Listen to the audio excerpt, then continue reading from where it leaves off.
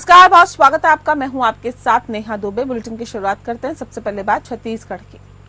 मुख्यमंत्री विष्णुदेव साय ने सख्त तेवर दिखाते हुए कहा है कि प्रदेश में किसी भी कीमत पर कानून व्यवस्था की स्थिति न बिगड़े। यदि ऐसा होता है तो जिम्मेदारी तय कर कड़ी कार्रवाई की जाएगी। उन्होंने कहा है कि आम जनता के बीच पुलिस की सख्त और संवेदनशील छवि दिखनी चाहिए। जनता का विश्वास पुलिस पर है और इसके लिए मैकेनिज्म बनाने की आवश्यकता है। जनता का जितना पुलिस पर विश्वास रहेगा उतना ही अच्छा होगा। बता दें कि मुख्यमंत्री साय ने अपने निवास कार्यालय में आयोजित गृह और जेल विभाग के कार्यों की समीक्षा कर रहे थे। बैठक में उप मुख्यमंत्री और गृह मंत्री विजय शर्मा सहित गृह और जेल विभाग के वरिष्ठ अधिकारी भी उपस्थित रहे। देखिए, जब से हमारी सरकार यहाँ पर आई है, नक्सलवाद के साथ मजबूती के साथ लड़ाई लड़ रहे हैं और आज डबल इंजन की सरकार है। इसका भी लाभ हम लोगों को मिल रहा है। लगातार नक्सली मारे भी जा रहे हैं, कई बड़े बड़े इनामी नक्सली भी मारे जा रहे हैं, उनकी गिरफ्तारी भी हो रही है, आत्मसमर्पण भी कर रहे हैं और एक बड़ी लड़ाई हम लोग लड़ रहे हैं। और आज ही 8 नक्सली मारे गए हैं और पूरी लड़ाई में हम देखेंगे तो बड़ी अच्छी सफलता हम लोगों को मिली है। तो 8 जो आज एनकाउंटर में मारे गए हैं, इसके लिए हम अपने सैनिकों को बहुत बहुत बधाई देते हैं, उनके साहस को नमन करते हैं। राजनांदगांव लोकसभा सीट से बीजेपी प्रत्याशी संतोष पांडे को मिली जीत के बाद कार्यकर्ताओं का आभार जताने राजनांदगांव शहर के एक निजी होटल में कार्यकर्ता आभार सम्मेलन का आयोजन किया गया, जिसमें प्रदेश के मुख्यमंत्री विष्णुदेव साय से लेकर भारतीय जनता पार्टी के केंद्रीय और राज्य स्तर के लगभग 1 दर्जन के से अधिक नेता शामिल हुए। बता दें कि राजनांदगांव लोकसभा सीट से पूर्व मुख्यमंत्री भूपेश बघेल को शिकायत देकर भारतीय जनता पार्टी के प्रत्याशी संतोष पांडे ने यहां लगभग 44,000 से अधिक मतों से विजय प्राप्त की है। इसके बाद कार्यकर्ताओं का आभार जताने भारतीय जनता पार्टी ने राजनांदगांव शहर के एक निजी होटल कार्यकर्ता आभार सम्मेलन का आयोजन किया, जिस दौरान मुख्यमंत्री विष्णुदेव साय ने कहा कि राजनांदगांव का चुनाव काफी महत्वपूर्ण था, क्योंकि यहां से पूर्व मुख्यमंत्री भूपेश बघेल चुनाव लड़ रहे थे, लेकिन यहां के कार्यकर्ताओं की बदौलत राजनांदगांव में बीजेपी प्रत्याशी संतोष पांडे को बड़ी जीत मिली है। उन्होंने कहा कि राजनांदगांव में पिछले 5 सालों में रुके विकास कार्यों में तेजी लाई जाएगी। सब काम होगा। पिछले 5 साल में कांग्रेस की सरकार में पूरी यहाँ की अर्थव्यवस्था चरमरा गई है, लेकिन यहाँ की जनता ने फिर भारतीय जनता पार्टी पर विश्वास किया है। निश्चित रूप से यहाँ की अर्थव्यवस्था भी ठीक होगी और जो 3 करोड़ जनता ने जो भारतीय जनता पार्टी पर विश्वास किया है, यहाँ विकास का काम बिल्कुल होगा और हम 3 करोड़ जनता के विश्वास में खरा उतरने का पूरा प्रयास करेंगे, हमारी सरकार करेगी। विधानसभा में एक इतिहास रचा है। 57,000 से ज्यादा वोटों से भूपेश बघेल को यहाँ पराजित किया है। कार्यकर्ताओं का आज अभिनंदन हुआ, स्वागत हुआ, बूथ स्तर के कार्यकर्ताओं का, सांसद जी का और माननीय मुख्यमंत्री जी, प्रदेश अध्यक्ष जी उपस्थित रहे, केंद्रीय मंत्री कार्यकर्ताओं का आभार व्यक्त करने, धन्यवाद देने आए हैं। यही भारतीय जनता पार्टी की ताकत है कि केंद्र का मंत्री हो, प्रदेश का मुख्यमंत्री हो, बूथ स्तर के कार्यकर्ताओं के सम्मान के कार्यक्रम में उपस्थित होकर घंटों समय देते हैं। लोकसभा चुनाव में मिली ऐतिहासिक जीत के बाद रायपुर सांसद बृजमोहन अग्रवाल जनता का आभार व्यक्त करने के लिए उनके बीच विजय आभार रैली निकाली और इस दौरान सांसद की झलक पाने और उनसे मिलने के लिए लोगों की भीड़ उमड़ पड़ी। आमजन के साथ ही विभिन्न सामाजिक, धार्मिक और व्यापारिक संगठनों ने जगह जगह पर सांसद बृजमोहन अग्रवाल का भव्य स्वागत किया और बृजमोहन अग्रवाल का आगमन पर लोगों ने आतिशबाजी और पुष्प वर्षा की। कई स्थानों पर बृजमोहन अग्रवाल को फलों और लड्डुओं से तौला गया। बता दें आपको कि बृजमोहन अग्रवाल ने जनता को संबोधित करते हुए कहा कि लोकसभा चुनाव में मिली ऐतिहासिक जीत जनता के प्यार और आशीर्वाद का परिणाम है। ये मोदी सरकार की गारंटी और मुख्यमंत्री विष्णुदेव साय के सुशासन का नतीजा है, जिस पर क्षेत्र की जनता ने मोहर लगाई है और एक बार फिर से भारतीय जनता पार्टी को प्रचंड मतों से जीत दिलाई है। ये जनता के विश्वास का परिणाम है कि जीत ने रायपुर का नाम देश भर में रोशन किया है। जो आएगा वो अपना परफॉर्मेंस दिखाएगा। बृजभवन जी, पांचों उंगलियां बराबर नहीं होती हैं। आपको लेकर के ना ये आपके कार्यकर्ता समर्थकों में है कि इस्तीफे को लेकर के किधर मतलब किस पद से इस्तीफा देंगे, ये भी सांसद या फिर? देखिए, केंद्रीय नेतृत्व ने सांसद का चुनाव लड़वाया है तो सोच समझ कर लड़वाया है। नियम के अनुसार जब भी होगा मैं विधायक पद से इस्तीफा दूंगा और मुख्यमंत्री जी के ये अधिकारों में है कि वो चाहें तो किसी भी जो विधायक नहीं है उसको भी 6 महीने तक मंत्री रख सकते हैं। लेकिन संगठन में कोई जिम्मेदारी नहीं देने, मंत्रालय नहीं देने। अभी तो बहुत समय है। अभी तो सरकार को बने हुए मुश्किल से 6 दिन हुए हैं। अभी तो 5 साल बाकी है। बिलासपुर में अंतर्राज्यीय ऑनलाइन सेक्सटॉर्शन गिरोह का पर्दाफाश हुआ है। बता दें कि गिरोह के 3 शातिर आरोपी पुलिस के हत्थे चढ़े और व्हाट्सएप कॉल के जरिए अश्लील वीडियो बनाकर गिरोह सेक्सटॉर्शन करता था। आरोपियों से सेक्सटॉर्शन के कई मामलों का खुलासा हुआ। गिरफ्तार तीनों आरोपी दौलाबास राजस्थान के रहने वाले हैं। धोखाधड़ी IT एक्ट सहित अलग अलग धाराओं के तहत आरोपियों के खिलाफ कार्रवाई की जा रही है। बता दें कि बिलासपुर के कोनी क्षेत्र निवासी रिटायर्ड तहसीलदार शंकर पाटले बीते दिनों ऑनलाइन सेक्सटॉर्शन के शिकार हुए थे। बताया भी जाता है कि गिरोह ने उनसे 11 लाख रुपए की वसूली की थी। साइबर थाने में केस दर्ज कर मामले की जांच की जा रही थी। इस बीच जांच में तकनीकी साक्ष्यों के आधार पर पुलिस को ऑनलाइन सेक्सटॉर्शन गिरोह की जानकारी मिली, जिसके बाद पुलिस ने टीम बनाकर राजस्थान के दौलाबास में दबिश दी। यहां से गिरोह के 3 आरोपी पुलिस के हत्थे चढ़े। आरोपियों से पूछताछ में पता चला कि वे आर्मी ऑफिसर और रिश्तेदार बनकर लोगों को अपने जाल में फंसाते थे और व्हाट्सएप कॉल के जरिए अश्लील वीडियो बनाकर सेक्सटॉर्शन की वारदात को अंजाम देते थे। रिटायर्ड तहसीलदार को भी आरोपियों ने अपना शिकार बनाया था। गिरफ्तार सभी आरोपी राजस्थान के रहने वाले हैं। आरोपियों से फर्जी सिम सहित बैंक के दस्तावेज जब्त किए गए। धोखाधड़ी IT एक्ट सहित अन्य धाराओं के तहत आरोपियों के खिलाफ कार्रवाई की जा रही है।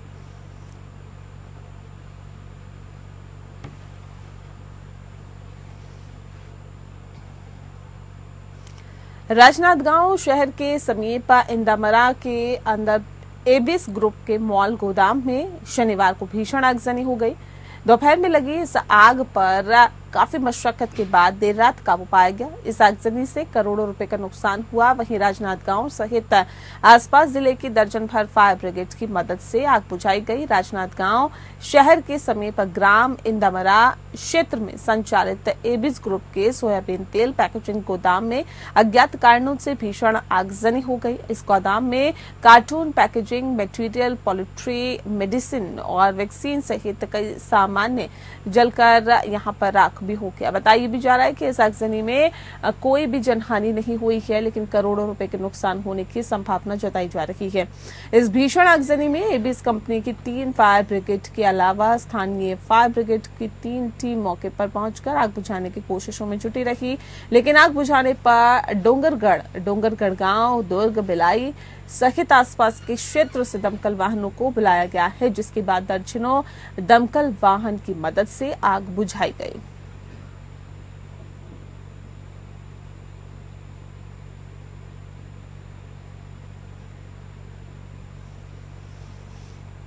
और अब खबर मध्य प्रदेश से। महुआ थाना पुलिस को एक सफलता हाथ लगी है। देर रात गश्त के दौरान एक संदिग्ध कार की डिक्की से अवैध हथियार मिले हैं। अवैध हथियारों के साथ एक आरोपी को गिरफ्तार भी किया गया। बताया जा रहा है कि रात के अंधेरे में अवैध हथियारों की तस्करी की जा रही थी, लेकिन पुलिस ने उनके मंसूबे पर पानी फेर दिया। सर्चिंग के दौरान पुलिस को 4 अवैध बंदूकें मिली है। पुलिस ने आरोपी को गिरफ्तार कर FIR दर्ज कर ली है और आरोपी से पूछताछ चल रही है। और अब खबर बिहार से। बिहार के किशनगंज लोकसभा सीट पर JDU को मिली हार के बाद पार्टी कार्यालय में समीक्षा बैठक का आयोजन किया गया। इस दौरान पार्टी को मिले वोट की समीक्षा बुधवार की गई है। बात को बता दें कि JDU नेता बुलंद अख्तर हाशमी ने बताया है कि लोकसभा चुनाव में मिली हार के बाद आज समीक्षा की जा रही है और पार्टी के नेतृत्व को समीक्षा उपरांत भेजा जाएगा। वहीं JDU प्रत्याशी मुजाहिद आलम ने कहा है कि भीतर घात के कारण मेरी हार हुई है। उन्होंने कहा कि बीजेपी बीजेपी नेता सिकंदर सिंह का ऑडियो वायरल हुआ है, जिसमें साफ पता चल रहा है कि कैसे उन्होंने लोगों को तीर छापकर वोट नहीं देने की बात कही है। उन्होंने कहा कि पार्टी नेतृत्व को जानकारी दी गई।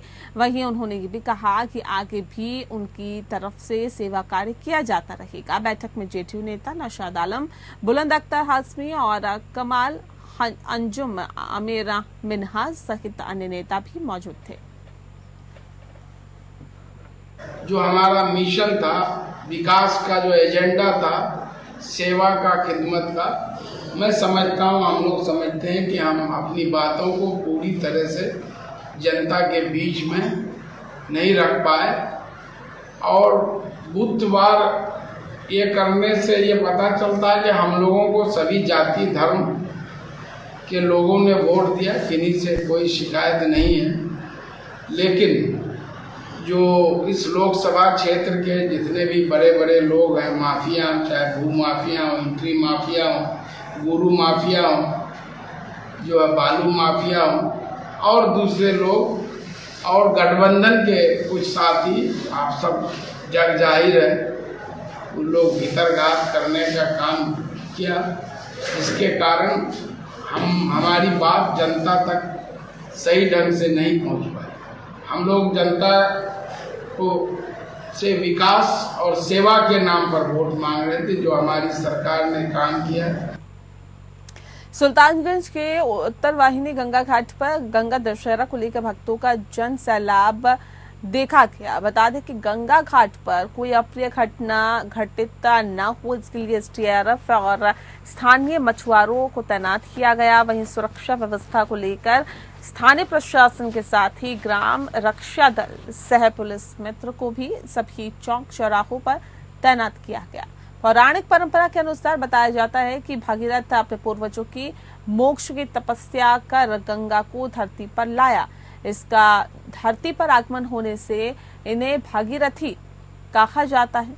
इसके अलावा शास्त्रों के अनुसार एक बार ऋषि जहू ने तपस्या में विघ्न समझकर गंगा को पी लिया था, और जिसके बाद देवताओं ने प्रार्थना करने पर उन्हें जांग से निकाला। तभी से गंगा का एक जाह्नवी नाम भी पड़ गया। कैमूर जिले की हीट वेव का असर आपको बता दें कि देखने को मिला है। हीट वेव जो है वो यहाँ पर भी देखने के लिए मिल रही है, जहाँ पर धरती से लेकर आकाश तक आग उगल रहा है। वहीं बढ़ते तापमान के बीच आज राष्ट्रीय राजमार्ग पर दुर्गावती स्थित मरहिया बाजार के समीप एक चलती हुई मारुति कार में अचानक आग लग गई। देखते ही देखते आग जलकर राख हो गई, और बताया जा रहा है कि आनंद फानंद में मौका पर भीड़ जमा हो गई और उसके द्वारा कार में सवार लोगों को गाड़ी से बाहर निकालकर जान बचाई गई। इसके बाद घटना की पुलिस, स्थानीय पुलिस और अग्निशमन विभाग को दी गई जानकारी, जिसमें त्वरित कार्रवाई करते हुए अग्निशमन और पुलिस विभाग की तरफ से त्वरित कार्रवाई करते हुए मौके पर पहुंचकर आग को काबू पाया गया। आग बुझाने के क्रम में मारुति जलकर आग हो गई। चंदौली की तरफ से चैनपुर के लिए आ रही थी, और इसी बीच दुर्गावती के मारिया मोड़ के पास अचानक आग लग गई। कार सवारों में शामिल एक ड्राइवर, 2 महिला और 2 लड़की, एक बच्चा बाल बच गए। चंदौली से इलाज कराकर चैनपुर वापसी के दौरान की घटना है। सभी चैनपुर निवासी बताई जा रही हैं।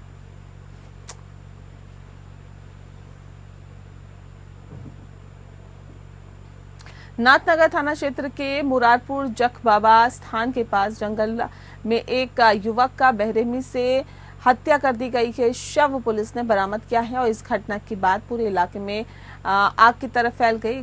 हालांकि इसकी जानकारी मिलते ही सिटी एसपी राज अपने दल बल के साथ घटनास्थल पर पहुंचे, और उन्होंने बताया कि अज्ञात लोगों ने एक युवक की हत्या कर दी है। इस हत्या का क्या कारण है, अभी तक इसका पता नहीं चल पाया है। जल्द ही इस पर संज्ञान लिया जाएगा और दोषियों को पकड़कर विधि सम्मत कार्रवाई कराई जाएगी। शव की पहचान पासी टोला के रहने वाले नीरज चौधरी के रूप में हुई है।